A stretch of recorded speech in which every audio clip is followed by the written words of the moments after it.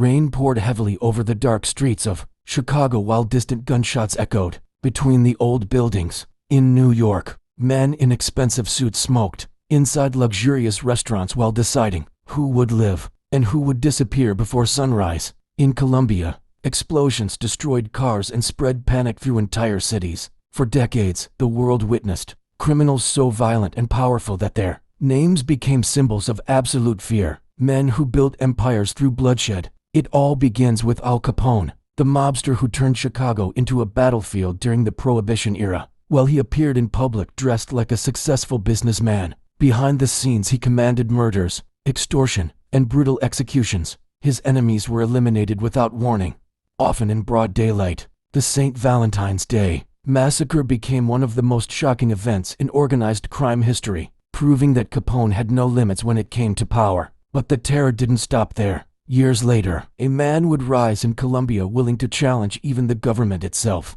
Pablo Escobar built the Medellin cartel and accumulated a fortune worth billions through drug trafficking. But with that money came unimaginable violence. Police officers, politicians, journalists, and innocent civilians became targets in a bloody war. Car bombs exploded in the streets, while fear consumed the entire country. Escobar didn't just want wealth, he wanted to become untouchable. In the United States, another name began dominating the underworld. John Gotti, known as the Teflon Don, the Gambino crime family boss, loved attention and constantly appeared in front of cameras. But behind the fame stood a ruthless man responsible for ordering murders and betrayals. Within his own organization, anyone who made a mistake paid the price. In his world, trust was rare, and survival depended on luck. Meanwhile, in Sicily, Salvatore Toto Riina spread absolute terror through the streets of Italy. Unlike the old-school mobsters who preferred silence and secrecy, Riina believed in extreme violence to control everything around him.